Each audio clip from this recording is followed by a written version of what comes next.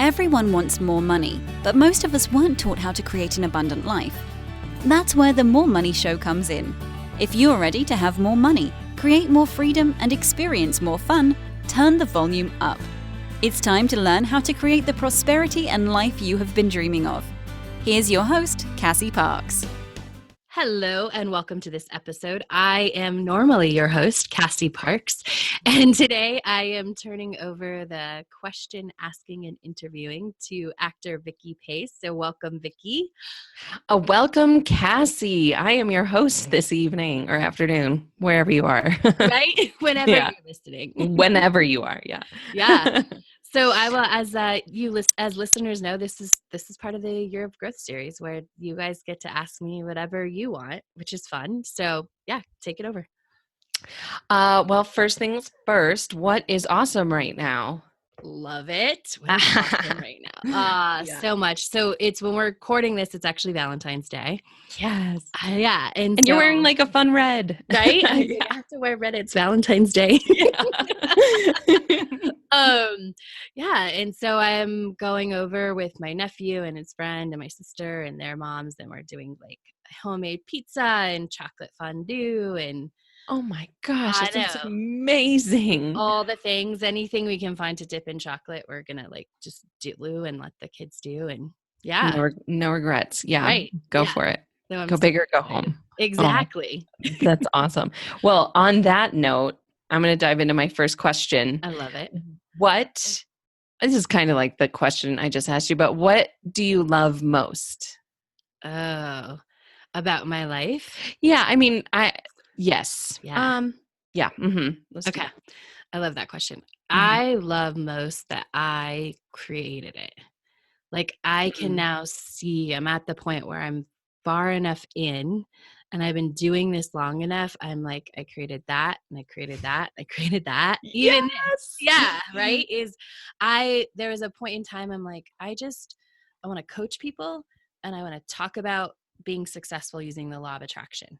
Mm-hmm. And I never realized, because this is like, we can't see it, we're in the beginning, like I didn't realize that would be my clients, but like that's what I do every day, right? I coach people, or I'm talking about how awesome it is when you use the law of attraction and it works and success. Yeah. So on the Valentine's note, again, what would your perfect date be? My perfect date. Oh, that's an interesting question. Oh, and also what would your like ideal gift be from a partner? Oh, yeah. So 2 questions, but yeah. I love it. So my ideal date. So this goes to the, like, I can't not be LOA or me anymore. So it's not about like the thing. It's like, it includes tons of laughter. Yeah. It includes like space and just being together and great conversation, and something planned and something spontaneous, like allowing like something that's like okay, well, this is a plan, and then the allowing something even more fun to unfold or spontaneous, or can we go there? I don't want to say that's so you, but that's so you. Right?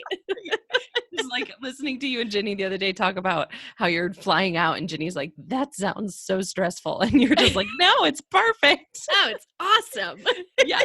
That's like the plan is the flight, and then you are spontaneous from there. Yeah, exactly. Yeah. So the perfect gift from a partner. It would have something to do with like me. It'd just be very me, right? So it might be as simple as a notebook that is like, I thought of like, this is to create more of your amazing life. Yeah. Okay. Yeah. I love it. I don't know if anyone's asked you this before, but how did you and Ginny meet? Oh, so we met in a coaching group, actually an LOA coaching group. I think it was the first time she was on. There were group calls where you coached people, like you volunteered to be the coach and you volunteered to be the client. And the first time that like I coached her, we actually got the comment after was like, that's too much laughing for a coaching session.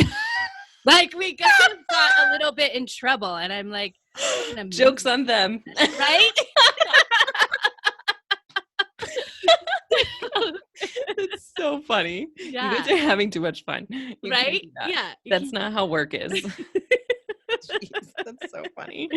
Oh my gosh. So we met through that program, and we just started, like, I think we both felt like we were the ones, we had a connection. So I think even that time I took her through a verbal scripting exercise. That was like our first coaching session. And, we just kept connecting. And when we would want to do some higher level work, and we'd like look at, I'd be like, that's the person I want to do it with. Like, do you want to jump on a phone call, and do you want to have a future self conversation? Hey, I want to try this out. We would connect with each other. It's like, that was the person I knew, if like, oh, I want to play this LOA game of having a future self conversation or do that. Like, that's the person I want to do it with. And so we just started doing those things, and then started connecting more just to be connected, because we both, we're entrepreneurs and coaches, and then it just kind of grew from there. Oh, that is so lovely. It's just so inspiring. Okay. So I don't want to ask that one right now. What is the biggest way you've grown in the last 6 months? Oh, the last 6 months? All right. Since my birthday, the biggest way that I've grown. Even more, this is a good one. And it, recognizing like even higher levels. So what I've realized as the more I do this work, and so the longer that you do something and you coach something, the more you see what happens next and what happens next. And, and the same with yourself, right? It's always new, like, and sometimes it's the same, but on a different level. And so I've really seen how, we have to stay aware of what our money story was, because those, I used to think like we switch it up and it goes away, which is true. Like it's not an everyday thing. But what I've realized is that it creeps back up when you're like going to that next level. And in the last 6 months, I've really been able to look back to decisions maybe I made 2 years ago. And if I was a coach, like I always say, like if I could find myself as a coach, like I would hire. Yeah. But that's, like I do the lessons, like, whereas I can help you guys generally in the moment or within a month or so. Anyway, so looking back on some things that weren't working the way that I wanted them to work. And I'm like, well, this is why. Like your money chaser crept up back then, but you couldn't see it. And like, it's so funny because I can look back now and go, oh, yep. If I would have said that to myself, I totally could have heard it. But when you're in it, you don't see it. And so I think the biggest way I've grown is to be more open to that and be more aware of even more aware. Like everything is layers. Like the basics of LOA and what we do, it's the same. Like it's the same things. Like we're becoming more aware. We're becoming more open. We're letting go. Like it's just all on a different level, and we just keep doing it. And so for me, go ahead. There's usually like the same answer to every question. Yeah. Right. Generally there's the same like 3 or 4 answers, but it's just on a different level every time. Yeah, you can hear it differently, and it means something different. And so, and it's those answers that are powerful. And so it's just being aware that like, okay, cool. Like now I see that.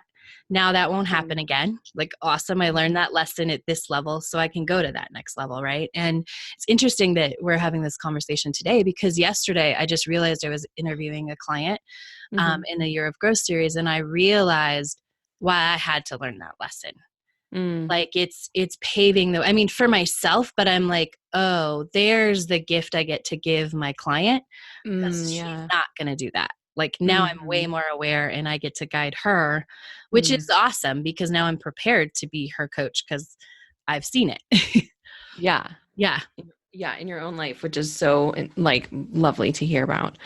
And what is the biggest thing you've learned from your clients? I know like as a teacher, you generally learn more from the people you teach than and not that you don't teach us enough, but like, you know what I mean? Yeah. Like you grow a lot being a coach and a teacher. So Absolutely. what's the biggest thing you've learned from your clients? Oh, the biggest thing I've learned from them. Mm-hmm. I mean, I've learned how to be a better coach. Right. Like every time, like I help somebody grow and then they have a bigger question, or they have a bigger, well, what about this? Well, what about this? Like, it's really like and I will learn, I've learned to own my own knowledge even more, because when they ask you that bigger question, like, well, this is what the answer is, right? Because, it's bigger. It's hard to describe, but you start at one level and then you keep growing, and your clients get bigger and bigger, and they're doing bigger and bigger things as you move through this process. And so I think just to own my own knowledge even more, my own coaching even more, and just to even trust that, because every time, like with you guys, when it's bigger and new, and I'm like, yeah, this is, and it's the same, right? It's always we're always building our trust muscle. And so when you guys ask a question and then I answer and I can, yep, that instinct was right. That was right. That was the right question to ask. It builds my own trust muscle. Yeah. And it's fun to see, like, I now that you're saying that, I see that in myself when I teach kids, that it's built my own confidence. And when I teach kids acting, I feel more confident in my acting abilities as well. Yeah. It's like a trickle down. Yeah. Yeah. On the acting note, I wanted to ask you about your improv experience, and like, was it like, I don't know, was it a course you took in college, or were you inspired one day to just like go to Voodoo or something and get a class? Or so what actually happened is, where I lived, I walked by this improv theater all the time, the Bovine, because you're from Denver. So I walked like down, because I lived on 15th. And so I'd always walk by, and there was like a sign in the door that was like, improv classes. And it just like called to me, and I wouldn't act on it. Called to me, went like, just was like, oh, I want to do that someday. I want to do that someday. It just, there was something about it. And I don't think I even really understood what improv was at the time. Yeah. I mean, a lot of people don't. Yeah. But I was like, oh, it just calls to me. And then it was, so Blaney, who is also, she's in the Year of Growth interviews, and you've heard her interviewed on the podcast. She's in the Enchanted Circle, is also my friend. And we were having a conversation one day, and she said, I think I'm going to start back up at improv classes, and I want to like go to this drop-in. And I was like, oh, I've been wanting to do that. And so at the time it was at Voodoo. I said, yeah, oh, great. Like, okay. I have a friend to go with. Yeah. And, like, I go, and then. Right. Yeah. Like, and then within a couple weeks or months, we started, we started a class, and I was fortunate. I mean, I believe we attract everything, and I attracted like the highest level. Like I was one of maybe only 2 or 3 people in like a 10 to 12 person class that we went through all the levels together that hadn't done all the levels somewhere else before. There was only 2 or 3 of us that were actually new. So I also got to play with people who were experienced, and which, as you know, like that brings your level. Like you have to step up your game. Like you're just called automatically. There's no like, playing at the bottom. Like you have to jump in because you have to match them. And so I think that was a huge gift. And it really, made my LOA work more amazing. And just, it was a great to connect with them. And there's a lot of LOA stories that are fun that have come out of that work. So, yeah, I think it was inspired. And it was when I was lining up with my future, because it was around the time where I'd set the intention and really started working on my future self. Actually, I didn't put that together until right now when you asked. I think it is definitely one of the things that elevated my coaching. And gave me other stories and gave me a different platform to see things on. So, yeah. That's so great. I love improv, and anytime adults ask me for acting advice, I just say, go take an improv class and really throw yourself in and get into it. I just think it's so great for connecting with yourself and learning how to trust instincts, and even just learning what your instincts are and what they sound like when they pop up. Yeah.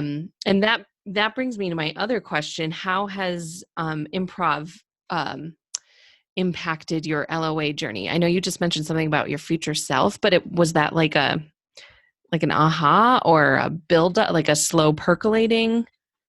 I think, so in the instance I was just talking about, it was about, like, it was a whisper that I followed. Right. And I think that it, like, doing improv. So it's almost a year by the time we went through all classes and we had our show run. It was actually a little over a year. We, that was all, I think it was a whisper. And I think that made me a better coach. I think everything I learned there made me a better coach. It gave me different ways to present things. It gave me exercises to do. And was the original question, how has it impacted me? Yeah. Or like, what do you learn? What did you learn in improv that you apply to LOA? Yeah. And there's two big things. And they both came out of showrun. I mean, there was a lot along the way as well. Like, at one time I was just going to blog about LOA and improv, but that oh my gosh, what? I need that. Right? Give it to me, please. So I will go back, and this is going to inspire those stories to bubble back up. Cause it was like every week I was like, oh my gosh, like there was one, there's probably 3 instances that really improv changed. So there was one, we were doing character development. I think it was level 2, and our teacher, like, and he was intentionally, like, he gave you a character and you had to own it. And then he literally beat the crap out of you verbally, like just came after your character. And at the end, he's like, you have to fight for your character. Like, if you choose that character on stage, you have to fight for them. And for me, it was like, now I would say that's very, like, you have to fight for your future self, and like in a good way. Like, you're going to come up, and there's something about that happened that day. Like, just like you had to keep going, right? Like, no, this is who I am. And so I think that was a big instance of just like learning that and seeing how I could bring that in. I mean, I don't do that to you guys by any means, but just the lesson of like, yeah, you have to fight for your like who you choose to be your future self. And we do that in different ways in the Enchanted Circle, but I'd say we more like own it. And yes. Yeah. But it was just cool to watch, because everybody did it individually. And so to watch sort of that transformation and where people did start to own it. And then it didn't matter what he said. Right. Yeah. So I think that for me was like pre-paving that stuff as well. And then during our second run, so we did a real world voodoo. So it was improvised real world show. Oh my God. So we all had the same character. Oh, jeez. Yeah, for the 8-week run, you're the same. You show up, but we don't know what's going to happen. All the actors are playing the same. Oh no, that would be like a multiplicity, I think. Yeah. No, so we all showed up at the same character, and so right before our second run, we just picked our character. We didn't do a lot of work before. We literally picked our characters, emailed like maybe their name and where they came from. So we at least had names in our head. And then right an hour before the show, we went and we had drinks as our characters. Right. Okay. And so we're just like getting to know each other in character. And when we break that and we're having a conversation after, one of the guys was like, my character is into you. Like, I felt it. He was like, why? Like, and my character was married, but he could even sense in the little bit that I said that her marriage was rocky. Like, they hadn't had kids yet. Like, and he was like, I want to know why she doesn't have kids. Like, I want to give her kids, because like, he's like, I'm already in love with her. Like, and it was that like, and there was nothing, like literally, like never, like it's not like this was remnants of anything. And we had never been attracted. He was in a very good relationship. Like there was nothing from our realities that was about that. It was just stepping into that character. And so I think for me, that solidified a lot of what I knew is like, if you step into that, like you can create whatever you want and you can be it. Yeah. And then this is so fun because like, I get to tell these fun stories. So it was that one, which was huge. And then it was the first run that we did. There was a spark between my character and another character, like a crush type situation.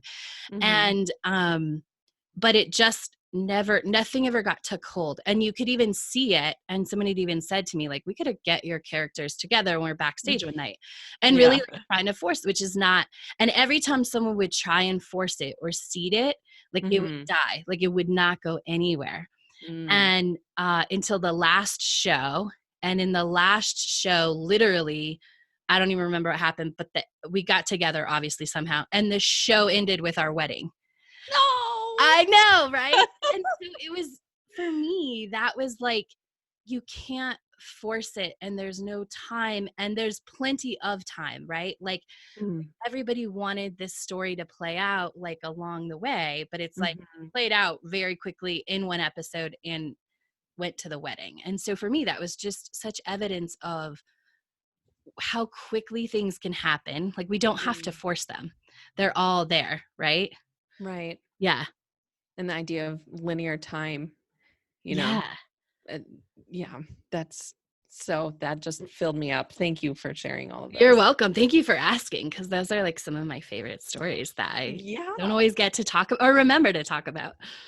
Yeah. And it's made me think about the show I'm in now and how we're working like very in depth with our director about these characters in the world they're living in. And granted, it's Charles Dickens, it's pretty much set in stone, but it's fun to like the man playing my husband. We just like blew up a story. We sort of vomited the story at each other, and it was in tune with each other. Like we both like agreed with our backstories immediately. It just was like, it was so cool. Oh my gosh. And I know this actor, but I'm not like best friends with him. And we just like had the right ideas and followed that inspiration, and it was in line with each other. And then when we got into the scene, it flowed so beautifully. It was great. Oh gosh. That's amazing. And that trust, right? Like the trust of owning, this is what I feel the story is, right? Instead of being like, but maybe I'm wrong. Yeah. Right. And honoring each other's instincts too. Yeah. And that's a lesson I've been learning lately, is like honoring your space and where you are and letting it be. And that's been fun to see that develop within my acting relationships as well too. Ooh, awesome. I love that. Yeah. I don't know how much, do we have more time? We have a few more minutes. Okay. What is your favorite movie or TV show? Or one of each? Okay. So hard. I think, because like every day you're like, what's my favorite movie? I feel like the answer could always change. But for me. Oh yeah, mine's changed all the time. Right. The one that popped into my time is For Love of the Game with Kevin Costner. It's about baseball. I was a softball player. Kelly Preston is in it. And it's really, I should actually watch it again. I say that because I think I would see it differently. But I think there's a lot of, it's like, where do you show up and you go all in, right? And that's really the lesson of that movie. And so, what I teach is like, go into your whole life. And I think I just love the process of him looking back and realizing like, I've always gone all into the game, but I didn't go all into love. And how do you do that? And how do you shift that? And what does that look like? And just all the parts of, now I totally see it as a coach. I haven't thought about this. This is so fun. Like then who do you become without the game and with love? And like, what is like the thing that's going to fill you up? And it has a lot of identity things in it. And and TV show. Oh man. So as a huge Office fan, I would say my favorite, my favorite right now is Brooklyn Nine-Nine. Oh my gosh. I know. Which is go ahead. Well, I've always wanted to get into it, and I just haven't gotten around to it. So like it was accidental one day, and then you realize like obvious then that they're like huge improvisers, and it totally makes sense. And just wrapping around, it actually reminded me, I wanted to say this when it comes to improv. One of the ways that I think people can learn to sort of, if they don't know, like, what do I like? What do I enjoy? Like they've lost that as the adults, is like, go back to what you loved as a kid. And what I loved as a kid a lot was going to shows at Heritage Square, where it was like a show, but we actually talked about this in our last interview, but where they, they improvised, right? I loved the improvised part. I loved watching them play with each other. And I was like, oh yeah, like if you go back to those things you loved, you can find strings of that as an adult. So yeah. yeah. Oh, that's so cool. And I want to close with one. I mean, I have so many more questions, so we'll have to do this again. But what is like the most fun, silly, crazy thing, like manifesting story you can think of? It doesn't even have to be your own, but like, just like, oh, and she opened the door and there was, I don't know, Oh, like, fun, yeah. silly, crazy. Mm-hmm. Oh man. I mean, I always love my purple couch. I won't say that's it. That kind of is like an open door. This one is in the Enchanted Circle, but on one time when I was, because I've done Manifest 10K a lot, and I had changed something up. I think it's actually when I changed it to Manifest 10K, so I did it again. Mm-hmm. And on my list, I had just moved to a new apartment, but my couch didn't fit through the door. Like because the floors, like it fit, like I was actually in the same apartment building, but moving upstairs, the ductwork was in a different space and it was outside my new door. And so I didn't even think about it because it fit in the old apartment. Right. And so it wouldn't fit through the door. So I had to get rid of it. So on my Manifest 10K list was like a new couch. And I was like, oh, I was planning like, cool, like I'm going to go buy a new couch. I'm going to, like, awesome. I'm going to invest in a couch, because I had actually never bought a brand new couch. Oh, cool. Yeah. But I actually ended up with 2 couches, which is funny. Like I ended up with a placeholder because it was free, and all I do is pick it up, and I'm like, well, I need a couch. I need the placeholder. So there was that one. And then I went to let one of my tenants locked themselves out of their apartment one day. And so at lunchtime, and so I had to run over and let him in his apartment or his condo. And I walked in and he had like couches stacked on couches, and he was actually buying another one of my properties. And he goes, I'm sorry, it's such a mess. It's because I'm moving. I'm like, oh, I don't care. I was just looking at that purple couch. And he's like, oh yeah. He goes, I wanted that yellow couch from this person, gave it to me. And she kind of made me take that purple couch. Like, he's like, I don't really like it.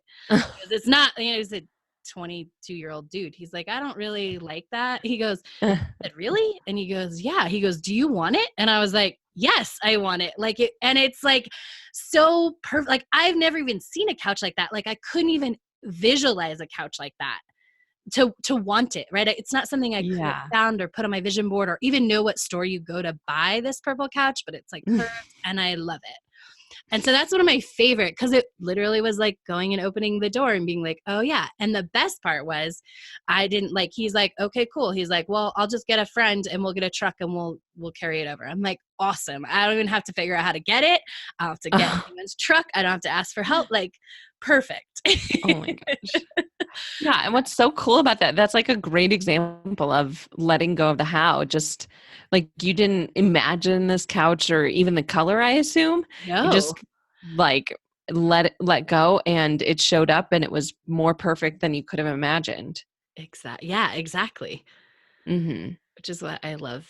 I think that's why that's one of my favorite stories, is because I couldn't have even imagined it. I just knew, like, I want a couch that fits me. Yeah. Oh, that's so cool. I'm going to do that. I want to get a purple couch. I'm just kidding. Purple couch. Yeah, I love it. Yes. Cool. Oh my gosh, Cassie, this has been fantastic. Thank you so much for sharing with me today. You are welcome. And we will definitely do it again. It was so much fun. Thank you for asking me so many improv questions. Yes. I love it. Awesome. Well, have a great rest of your day. Everyone listening, have a great rest of your day as well. And make sure to come back and check out my interviews as well as Vicki's interviews in the Year of Growth series. Have a great day. Thank you for joining us on The More Money Show. To learn more about enrolling in the Enchanted Circle, go to cassieparks.com.